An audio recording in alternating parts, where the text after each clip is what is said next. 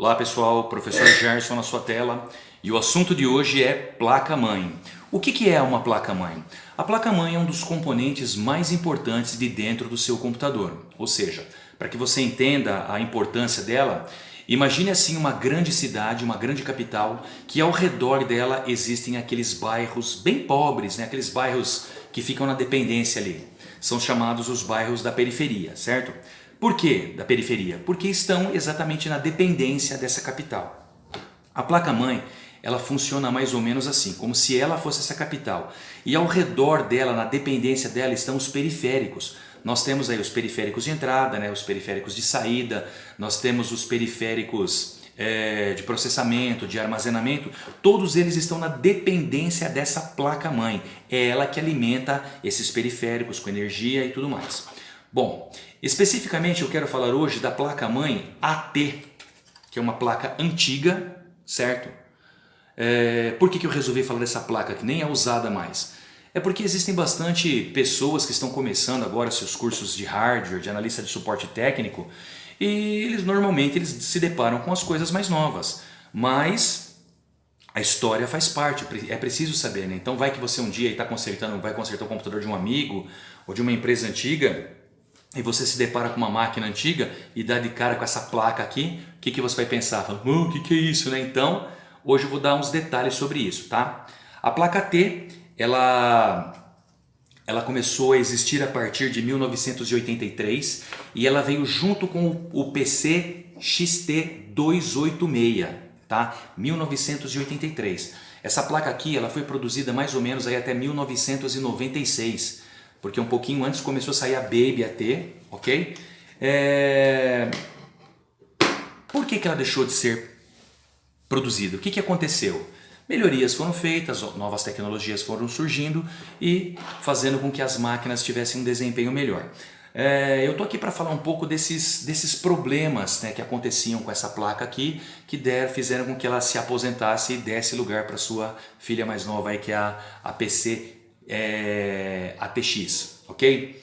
Todas as placas, gente, elas têm coisas em comuns, tá? Por exemplo, soquete para o processador, ok? Dá para ver aqui, né, o soquete do processador.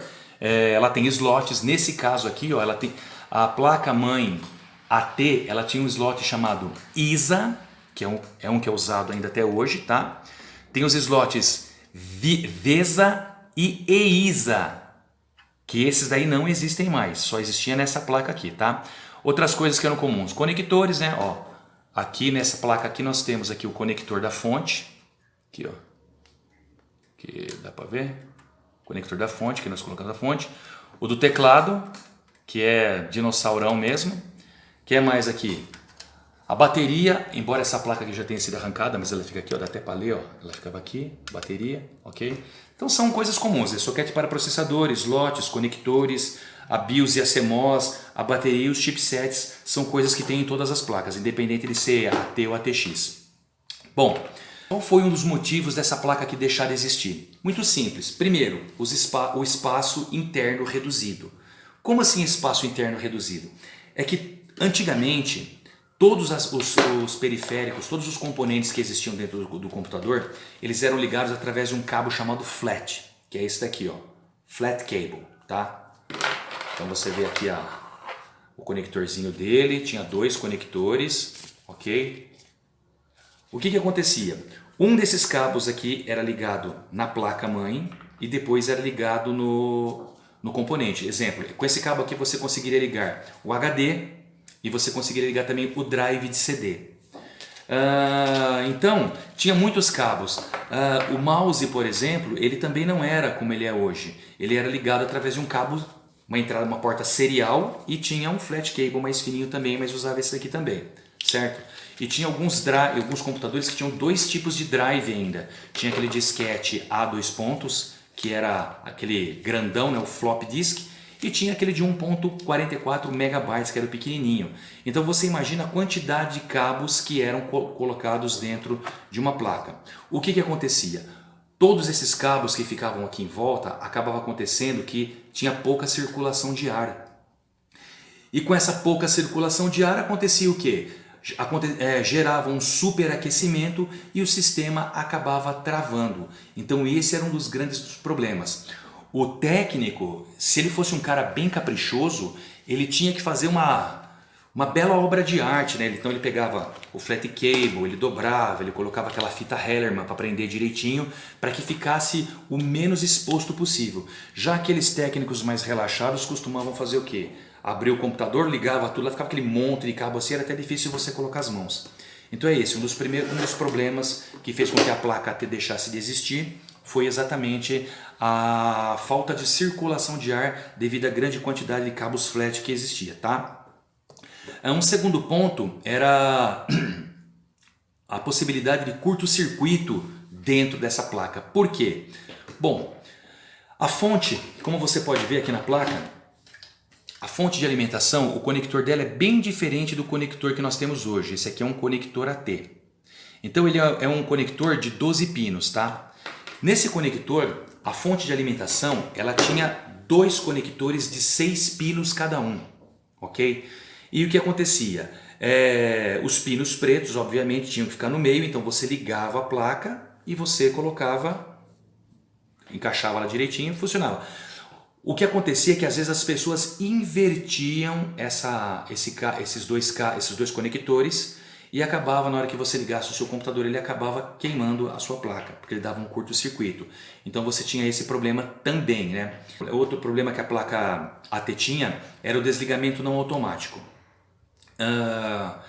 Por causa da fonte ser a fonte AT, toda vez que você ia desligar o seu sistema operacional, o seu computador, você primeiro teria que desligar o seu sistema operacional, né? Então iniciar, desligar, aguardava um momento lá para aparecer aquela tela, aguarde enquanto o seu computador está sendo desligado automaticamente. E logo em seguida aparecia outra tela, seu computador já pode ser desligado com segurança, aquela tela preta.